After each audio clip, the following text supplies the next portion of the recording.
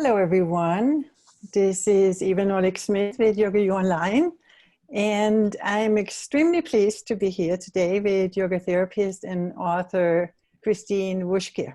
Hello. Christine is a visionary teacher living in Calgary, Canada, and her professional background includes not just extensive training in yoga, but also in myofascial release, which she has studied extensively with the legendary, I would say, John Barnes, founder of the John Barnes Myofascial Release approach. Christine has also studied Hakomi. How do you pronounce that, Christine? Yeah, Hakomi. Hakomi. Yeah. And she has integrated all of that study into her own approach to yoga practice and teaching, which she calls Myofascial Yoga. So Christine, welcome. We're so happy to have you join us today. Thank you, Eva. I'm so happy to be here. Excited to talk about myofascial yoga. Yes, I'm going to talk a lot about that, but first I want to talk about you just a little bit. All right. I was preparing to bio for this session, and I was reading up on your background on the website, and when I came to the about session on your website, I was like, whoa, this girl is doing some really interesting work with myofascial release, but there's a lot more to her than meets the eye. Oh. So it sounds like the work you're doing with integrative wellness, transformative yoga, and myofascial release is really based on your own very deep spiritual experiences. So do you want to talk a little bit about that? I could definitely. Yeah, I guess I had my first spiritual experience when I was a little kid, and I think it kind of shaped who I was to become as an adult. I was sort of, I don't know if you've heard the terms near-death experience or near-death awareness, but they're fun to Google if you want to. Yeah. But I was, sort of very, very sick and kind of close to death for a big span of my childhood. And I think just it's sort of those experiences sort of shaped me in kind of having another dimension of what's important in life and what really matters. And it kind of never really left me. And then when I was in my teens, an aunt that was really close to me passed away, and I was sort of there with her through that process. And that kind of brought all that back when watching her go through her transition brought back where I was as a child. And also she had really transformed herself. Like she had really kind of gone through a year of transformation. And I remember kind of watching her change and thinking like, what's happening here? Like, how is she going through this? And kind of decided that whatever transformative experiences were happening with her, I wanted to learn how to do that. And I ended up meeting her teacher shortly after her passing, and she became kind of my first mentor. And so I'm still in high school and still trying to figure out, like, am I going to go into psychology, and am I going to go into physiotherapy? And then, she started talking to me about yoga therapy and the kind of more spiritual dimension. And I was like, oh no, I want to do that. Yeah. Good choice. And it's been fun over the years, because this is, 25 years now of being a yoga therapist, and just watching the field change, the field of yoga itself in the West going through major changes, kind of, becoming a little bit more fitness oriented, and now going back a little bit more to the therapeutic elements again. But all the while, I think it's been a system based on holism and holistic well-being. Yeah, yeah. Not sure if that answers the question. And it's interesting because yoga, sort of came from the background of being a spiritual approach. And as you said, Absolutely. We're going more towards the fitness angle. Yeah. But I think one of the things a lot of us find interesting about fascia and the myofascial release approach is that it really is such a profound approach to mind-body integration that when you work with it, it also has some very deep spiritual undertones. Absolutely. Yeah. It is a model of holism. So both fascia and biotensegrity are models of holism. And I believe that yoga therapy is also a model of holism. So I really think that the yoga therapy needs that dimension in it so that it's really complete. Yeah. I'm sure there's more to add in later. 10 years from now, we might have another dimension to add to it. But for now, Yes. it's a great addition. Yes, indeed. So tell us about your work with Myofascial Release and Hakomi. How did you then get involved with that? Because that's a really big part of what you're doing. You're not just a yoga teacher, you're a body worker and a yoga teacher, and you combine it, which we don't really see that much today. I mean, I'm sure that's the way the field is going, but you were really one of the pioneers. So how did you get involved with that? Well, I mean, it kind of ties back into your first question about, having kind of like, I would say I'm a more spiritually oriented person. And so I always am attracted to models based on holism. So when I found Hakomi, I was really attracted to it for that reason, that it's kind of like on the psychotherapy side, it's a model that brings that holistic and spiritual dimension into therapy. And then when I found Myofascial Release, I saw John Barnes doing the same thing, that he was really bringing in, as scientifically as possible, a more spiritual dimension and a holistic approach to healthcare, and he was teaching clinicians this kind of approach. So I was in the training of both at the same time. I was taking my Hakomi training, and at the same time I was taking my John Barnes training, and I'd go for a Hakomi weekend, and then I'd go to Sedona and learn from John. I was just like, well, this is so cool. They're kind of saying the same thing, just on different, like, this is more on the emotional, mental level, and this is more on the physical, spiritual level. So how can I kind of combine it all? And that kind of 4 years of training became a real kind of attempt at doing that. So, right. Yeah. And I think, with John Barnes, when I first met him, I was really attracted to a lot of the things that he was talking about. Were he was one of the first trainer of clinicians that really talked about incorporating movement on the table, and having that movement be from the client's own intelligence or own intuition, that it was a real client-led approach to movement within treatment. And as a movement practitioner, it was definitely something I saw as a massage therapist, that like movement is such a key ingredient to wellness. And so just watching how he was adding in movement, I was like, oh, that's important. and client-led movement and intuitive movement. So I was really attracted to those elements too. Yeah. And I think, it's sort of like a cliche to say that people are fascinated by fascia.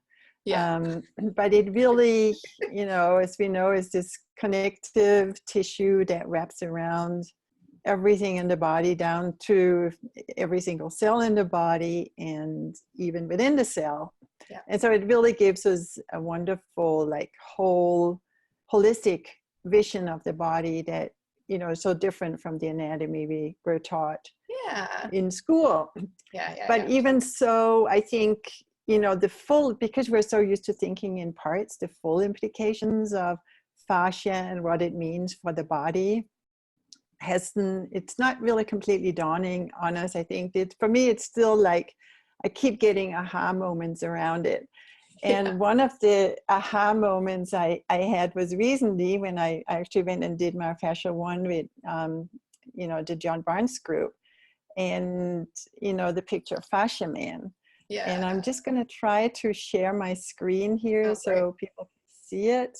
It's not a super good rendition of it, but I just feel that it is, here we have Fascia Man with the spider webs, right? And so you can comment on it more, but the idea is that we have an injury one place in the body, and then it transmits throughout the whole body, in these little spider web tension patterns. And that's the reason why, if we have, for example, chronic low back pain, it may have nothing to do with the low back, but it's a tension pattern elsewhere in the body. Could you comment on that and what that means for your work? I know that you're working with chronic pain issues, and what are the implications for our approach to treating the body? I think it really just it kind of nails home the whole idea of that we're treating the whole person when we're working with fascia. I would even just kind of add into what you said about how fascia being wraps around and interweaves through, and sometimes I like to describe it and frame it the other way around and kind of think of it as like, think of it more like everything in your body is one thing that has folded and twisted and created pockets and then filled in and specialized and adapted to become separate parts. But rather than thinking of it, okay, let's look at the body as all these separate pieces and parts and then see how they stitch together with the fascia membrane, is it like come at it the other way, which is that, you know, think of your body as one thing with specialized pieces. Does that help? So if we think of it in that term, or in terms of like this one architecture, and everything's connected to everything, then if there's a little twist or there's a little restriction somewhere, it's going to affect the whole structure. So everything in the body can be affected by that one little restriction. And so the approach to treating fascia from a myofascial standpoint is we treat that. We don't necessarily ignore the symptoms. We factor them in, but we're not just treating the symptoms. We're treating the whole person, and Right. and the whole body, and as well. And what I appreciate so much about John Barnes is that he goes beyond let's treat the whole body. He's like, let's factor in the whole the whole person, Mind, spirit, yeah. and everything that's ever happened to this person, their history and their nervous system and all of it. So and their beliefs even. So when there's a restriction somewhere in this fabric, in this architecture, the restriction may not be where the symptom is. So it's, you know, it's kind of like that the sweater idea, where it's like if I have a restriction right here and it's kind of causing this tug, my symptom might be here. You know, I might be actually feeling this, you know, my shoulder hurts and my shoulder's really tense. And then I keep, you know, massaging up my shoulder and it's just not actually helping because the issue is coming from here. And so what's beautiful about just this whole body approach is that eventually I'm going to find this place here, and, you know, simultaneously this chronic tension in my shoulder potentially could resolve. Yeah. And I think what really brought home the point to me was like, you know, if you have, you know, these tension patterns in the body, it may show up in the shoulder. So go to the doctor and he starts, you know, working on analyzing what's going on with the shoulder and treating the shoulder. Yeah. Mm-hmm. And then you have knee pain, and then you go to another doctor who specializes in knee and deals with the knee, and then you have low back pain and you go to another doctor for that, and you end up with, you know, various pills, various surgeries, various different prescriptions. Yeah. But it all stems back to that original strain pattern that never was dealt with. Exactly. And that to me was such a mind blower. It's like, wow, my husband is a body worker, so I see this all the time. Mm-hmm. You know, people go to doctors for one thing after the other, and it never really completely resolves until, you know, oftentimes they get body work that can. Yeah, well, and I think also just like as a kind of a holistic practitioner, you know, we tend to find, well, people tend to find us at near the end of their journey, right? They'll start with medical interventions and maybe even go the surgery route and the diagnostic route and figure out, you know, I've got this compressed disc, or I've got this. And then they exhaust the medical interventions and still are struggling. And so that's at this stage where they usually seek out somebody that's a little bit more of a holistic practitioner and maybe start to incorporate into like, well, how do I actually feel about my pain? And what are my thoughts about my pain? And how is my tension around the pain contributing to more pain? And so that's when we can start to actually look at sort of a bigger dimension of what might be going on, and it's really helpful to people. Yeah. Yeah, and that of course brings me to the next question. You know, if these strain patterns and tension patterns in the fascia have such a big impact, how do we release them? Yeah. Because it's not just about beliefs around them, it is really about, you know, Yeah, it's how both. do we create a myofascial release? And can Yeah. we do it without, you know, having to depend on a body worker, a myofascial release person to do it? Yeah, I'm hopeful that that having a really good program, a really good self-care regime, and sometimes I'm a fan of multidisciplinary approaches. So you might need to still have that body work, but adding the dimension of a really good self-care regime and a really good movement practice is just going to add to your success.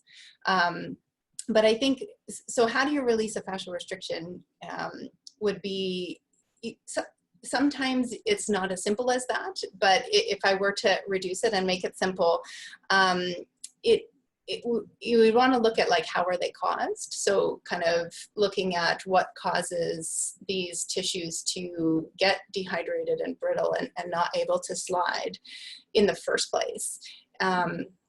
And so if we understand, okay, tissues can get restricted and they can find their way back to a healthy state, you know, how do we support our clients in doing that? And lack of movement is one of the big things, is having like sedentary lifestyles, or even having, I think of it as like sedentary pockets of tissues where I've become so habituated in my movement patterns that even though I'm out walking, there's still areas in my body that aren't used to being moved. And so that's where the kind of organic movement or the unwinding really comes in, is moving in unusual ways, or moving in new ways, and also moving in very gentle ways, because the nervous system is part of this as well. So the nervous system is embedded in the fascial system, so we also need to factor in the nervous system. And if I move in ways that my nervous system perceives as threatening, it's going to have a different outcome than if I move in ways that my nervous system perceives as safe. So there's also one of the approaches I've adopted is a self-tracking, is learning how to actually really getting to know your own nervous system, and really recognizing the signs that, oh, right now I'm bracing against that movement, or, oh, right now my nervous system's really inviting in that movement. And with practice, and it actually doesn't take very long, but with a little bit of practice and, you know, applying a few steps, that you can really train yourself to track and scan your nervous system and see if this movement is a helpful movement, or if this movement is actually contributing to some of those chronic tensioning patterns. So lack of movement will be one of the things that can kind of contribute to fascial restrictions. And then trauma is another one. So we, you know, maybe go through a car accident and things restrict. And then micro trauma. So just like little ways that I'm pushing it all the time that are creating kind of inflammatory responses. And so we kind of have an understanding of like, here's what's kind of underneath these tissues not being as healthy as they could be. If I can eliminate some of those kind of, you know, noxious inputs and create some really helpful inputs, then there's a good chance that I'm going to kind of rebalance. And the other thing I would add to that is that to kind of avoid just treating symptoms. So if you're having chronic neck pain, it's great to, you know, go, you know, have a nice relaxing neck massage, but don't just stop there. You know, don't just stay with just treating the symptoms. So just continue working on your whole body and your whole being, and eventually you start to notice it starts to kind of get into healthy tissues kind of throughout your whole system. Right. Yeah. Good point. And you mentioned, or you omitted one factor that I think also is so universal, we don't even think about it, just the natural process of aging. Yeah. Yes, that's right. I did. Tissue dries out, and all of a sudden things we could do, we can't do anymore. But obviously it's related to movement, right? I think the less we move, the faster that goes. Yeah, and it tends to go together. As we age, we move less. So it can be a bit of a chicken and egg thing, right? So is it because we're not we're starting to get into pain. And so we don't, I mean, my own pain journey was that I started having this really complex pain condition. And so I stopped moving because I didn't know what was triggering my pain. And then the lack of movement was contributing to making things worse for me. So I really think that's universal. Like, we sort of stop moving when we have pain. It's part of why I created this program for you, was just because how can we kind of work around that and have people who are struggling with pain to continue moving in a way that's safe and effective and helpful, rather than the stop moving approach. Yeah, exactly. Yeah, and then I guess the other thing I didn't address was using the pressure, or using the myofascial release tools. But I don't know if you want to get into that now, or. I want to just cycle back and Sure. cover one really interesting thing you said, which was how the nervous system is embedded in the fascia, because the nerve endings are in fascia. So whenever basically we move, it also affects the nervous system. What you said that I found really interesting is, that the nervous system will find some movement threatening and other movements not threatening. Could you talk about that? Well, this is where the self-tracking really is very helpful, and a mindfulness-based movement practice starts to become kind of a solution to that. But there's a couple things, and one being that it's really easy to override the nervous system. So if you're not paying attention, so something I could perceive something as threatening, but not be aware that I'm perceiving something as threatening, and kind of override that I'm uncomfortable and carry on through that movement. And one of the advantages to a mindfulness-based practice or approach is that I'm less likely to override that nervous system response. So for me, and it's different for everybody. So I can't say here's a threatening movement across the board. Everybody's nervous system is 100% unique. So it's something you would just have to find yourself.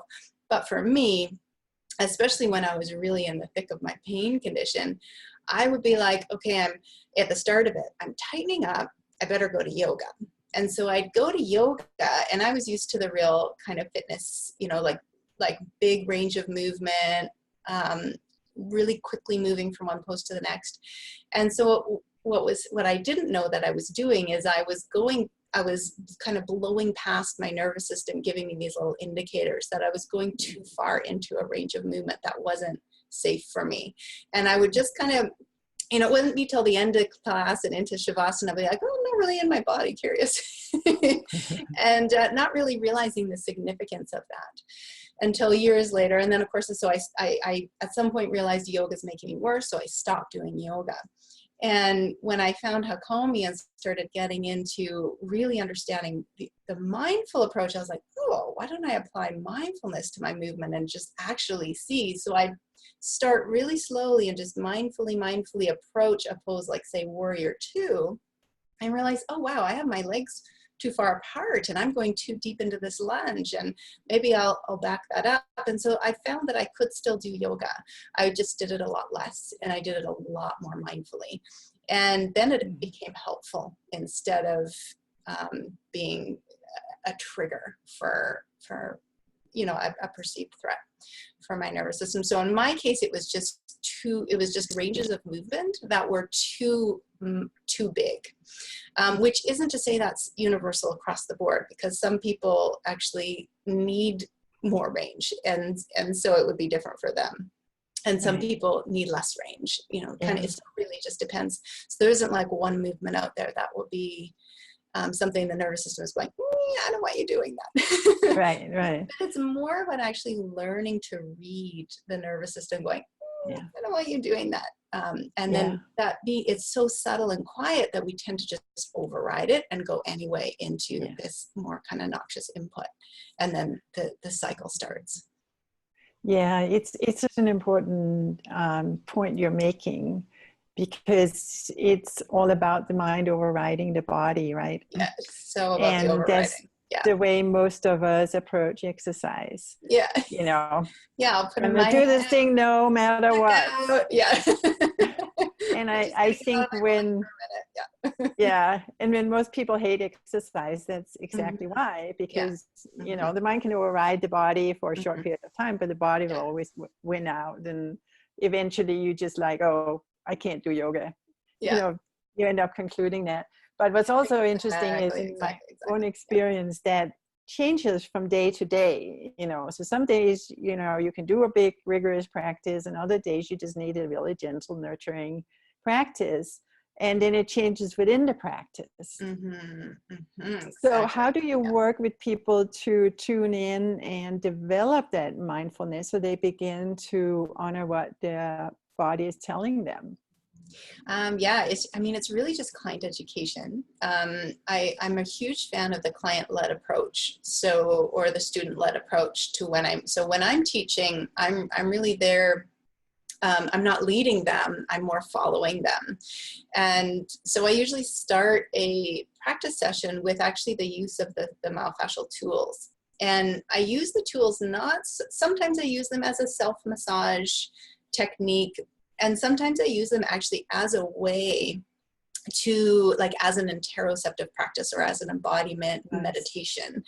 And that being the first 5 or 10 minutes of class, and they feel really good when they're the soft, squishy ones, that, you know, so that it promotes these positive sensations. So it brings up these pleasant sensations or these good sensations in the body. And then that can be the way in, where I'll just say little cues like, just notice how it is to be in your body right now. Notice how it is to be with that sensation right now. And just really notice what that's like. And so that's maybe a 5 or 10 minute period of time where we're entering and sort of inducing the state of mindfulness. And then from there, we go into some really gentle movements.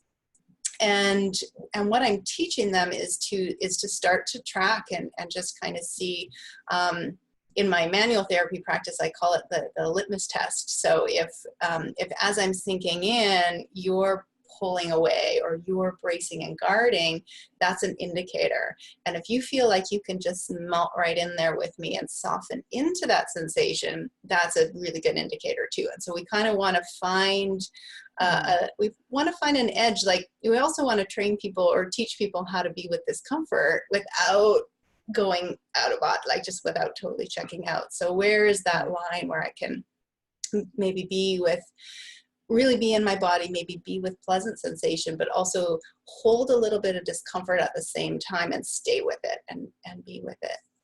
The intelligent edge. The intelligent edge.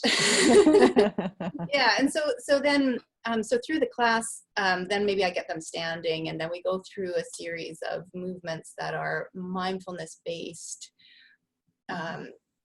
I call it just mindfulness-based yoga therapy, in the sense that the movements are a little bit more therapeutic oriented, but it's mindful. Every movement is done in mindfulness. So you're just really watching. There's certain things to watch for, little indicators that, here's where I went too far, and here's where I feel really stable and strong, and just little indicators like that. So it's just kind of a reminder to check in. Yeah, that's beautiful. So, movement is important, mindful movement is important. If we think in terms of like just daily self-care that people can do to help keep the fascia subtle, to perhaps work with, you know, tension patterns when they feel that, do you have things you recommend for that? Yeah, absolutely. Yeah. So hydration is an important thing, to make sure you're drinking adequate amounts of water. But I also like to educate clients that drinking water isn't enough, you know, because the water you drink actually goes through different pathways than, like, it doesn't just immediately get to your tissues. It actually requires squish, like it actually requires movement in order to have the whole body hydrated, for everything to be lubricated and healthy. Movement is really important. So I talk about varied movement and unusual movement. So if we're only moving in one way, so let's say my 3 main movements is I'm in bed, then I'm in my this chair, and then I go for a walk. So those 3 movements may not cover it in the sense that I'm not getting that squish to all those places that might be starting to dehydrate. So I talk about just moving in unusual ways, and varied movement. So just, like put on a song you love and dance to it, and don't think about it. Like just do it. Just let your body kind of move you.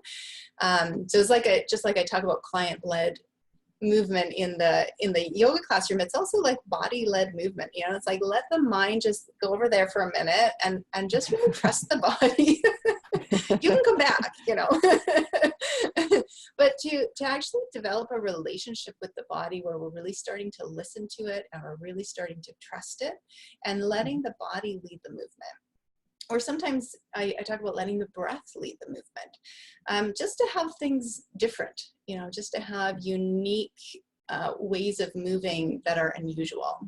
And that can really promote the hydration kind of to even out through the whole body. And then, mindfulness is actually been shown to reduce inflammation. So even just a meditation practice itself can be helpful for the tissues. It's a little bit like, really? But yeah. Counterintuitive, yes. Yeah, all the systems are communicating with each other. So the immune system and the nervous system and the fascial system, they're all, everything's talking to everything. And so if I'm under stress, there's certain secretions that are happening. And if I'm in a pleasant state of being, there's certain secretions that are happening. So the body is definitely responding really positively to meditation and mindfulness. So that's another element. And I like to do it as I like to meditate with the fascia tools and incorporate that into so that it's a real embodiment type of meditation. Right. That's beautiful. And we, of course, have a course coming up with you on YogaUO, which we're really excited about. Yeah. Could you talk about that and Sure, what you'll be covering? Yeah. So one of the topics that I wanted to get into with this is, I like to think of it as kind of like missing loads. So just on what I was just saying about what to recommend to people for that overall way of health is that we tend to be creatures of habit, and we tend to get into a movement routine or into just a routine. And then there's elements in our life that might be missing that we might not be getting these particular inputs over here. And so I wanted to create a program that really emphasizes these inputs over here that we might be missing, and things that I've just seen and learned through my working with students and working with clients. And just an example of a few of them would be like just having movement that is small, like micro movement, having movement that doesn't have a goal attached to it. Like I'm going to move into my warrior 2 so that I can have a better, have a better flexible hip. But I'm going to move into warrior 2 just for the sake of noticing what it's like to move in this way. So even though it's the same pose, it's a little bit of a different intention behind it. So that's one of the topics that I cover. And then going into a little bit of tools, so self-treatment tools and how to use them, and just kind of understanding a little bit of the science behind it. That I think there's kind of there's some old myths that are in place that the fascia restrictions are like these knots that I have to break apart, which isn't actually what a fascia restriction is. And the solution isn't to get in there, break it up, because the nervous system's so involved, and that kind of tracking for threat is part of the tissues restoring themselves back to health, that the gentle approach tends to be a little bit more effective. So just talking about how to use these tools in a little bit more of an informed way, really factoring in the nervous system's involvement and that's kind of self-tracking of the nervous system. So we go into the tools a little bit, and then the organic movement, or just that myofascial unwinding, and how to incorporate this intuitive movement into your movement practice, and what the benefits of that are, and the rebounding. Beautiful.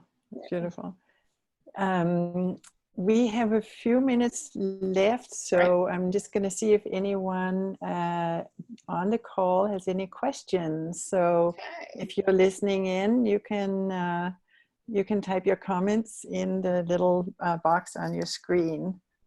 So let's see if anything is coming in.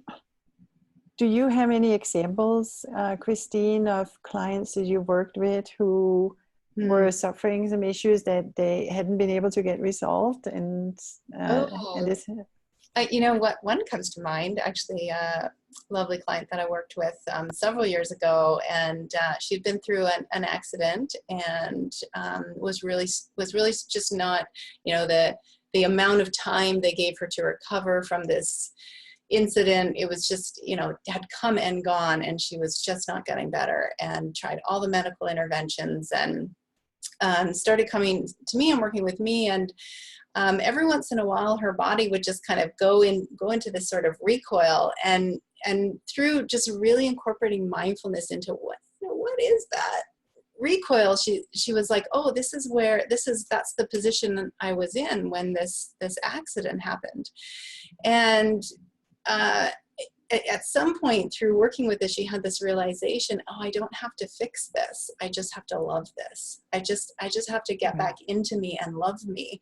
And it felt like a very cathartic moment. And then, you know, next time she came for a session, she's like, all the pain is gone. Like, it's just, it's gone. I don't know what happened.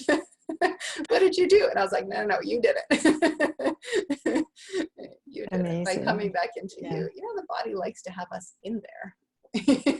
Yeah. I think that's the big lesson, that the body just, if we will listen, the body will speak. Yeah. We just haven't been trained to listen, or it has been unlearned. That reminds me of one more story. Can I tell one more story? Yes, please. I have this other, this woman, and she had broken a hip. And so I was helping her with the recovery and that. And so we were working on her hip pain, and I actually had my hands on her hip, and she started to lose her voice. And I was like, oh, well, you know, there might be something, connected there. And she's like, throat connected to hip? No. That can't be right. I was like, well, you know, maybe not. We'll see. Let's just keep going. And then she was like, I'm really losing my voice. Like, I can't. She's like, I must have just been around sick kids all day. It's like, well, you know, it's like, you know, let's tune into your voice and just see. And all of a sudden she remembered the day that she broke her hip, she had been out walking and fell and couldn't get up. And it was -30. Of course, how it gets in Canada. It was 5 o'clock in the morning. Nobody was around, and she started to yell for help. And at some point she lost her voice because she had been yelling for so long. And she had this like moment of, if I lose my voice, nobody's going to find me. I'm going to die out here. And so all of a sudden she was like, oh, that's why I'm losing my voice. And so it was just a beautiful opportunity to really remind her body, yeah, you survived. Like you got through that. You're okay. And her body started to shake, and she went through a bit of a discharge. And then she came back next session, and she's like, hey, my hip pain is gone. Through my voice. Ow. Yeah. It's so amazing. Yeah. Well, we got a lot of people who want to know now about the self-care tools you've been talking about. Perfect. Yeah, I would love to talk about the self-care tools.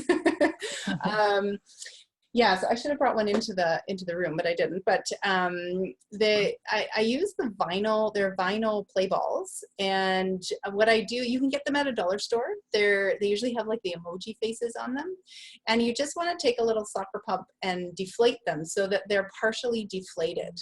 And so there'll be like a vinyl ball that when you rest into it, it actually has a give to it. And it just makes it a little bit squishier. So it's a little bit different than using something like a tennis ball or a lacrosse ball, which, you know, some people really love. And I would say if you love those tools and that you're getting results from them, go ahead and keep using them. But if you're rolling around on tennis balls and you find your pain is worse the next day, and it's actually an input that your body is having to recover from on an ongoing basis, it's a good idea to swap that out for something that's a lot gentler. So I like to use either the foam balls that have a good amount of squish, or the vinyl balls that have been deflated, partially deflated, and so they also have a good amount of squish. And again, it's like that litmus test. So when you sink into the ball, do you feel yourself guarding or bracing against it, or do you find yourself able to kind of melt into it and soften in and actually be with that sensation? And that would be how to know if you've got the right self-care tool for you, is how are you able to be with yourself when you're using that tool? Yeah. And I mean, it actually could be anything. Like, you can get creative with your tools. Like, when I'm traveling and I forget to bring my myofascial balls, I'll use like a rolled up sock. Or one time I took a deodorant stick and I wrapped it up in a sheet so that it was soft. So it can be anything, but it's just applying that self-tracking part to make sure that you're actually able to soften in. And it's a little bit uncomfortable, so you're just finding that edge. It's okay for it to be a little bit uncomfortable. It's just a matter of, is it so uncomfortable that you actually leave yourself? Is it just the right amount of discomfort that you can actually hold it and stay there? Or does it feel good, which is also good? That has its place.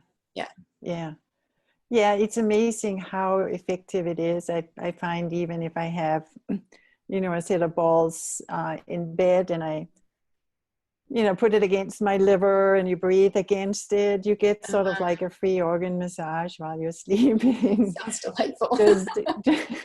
There's so many uses for that, and it really becomes an amazingly powerful tool that, again, the body will guide you to various uses as you get into it.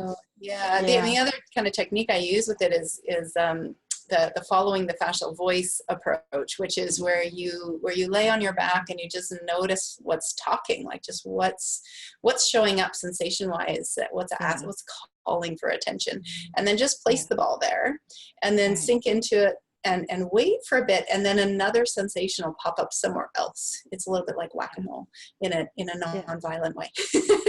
And so then you go to this other place and you place the ball there, and you just continue. And it's what's, I think, therapeutic about it is the approach, is the approach of listening and following, versus kind of like pushing in and grinding it out, but to actually have a little bit of a softer approach, that I'm really going to get into a healthy relationship with my body right now, and I'm going to really listen to what it has to say, and I'm going to follow.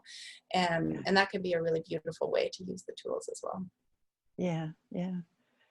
We have one last question here from Michelle. She's asking, it seems this would be a great prevention practice, even if not in pain.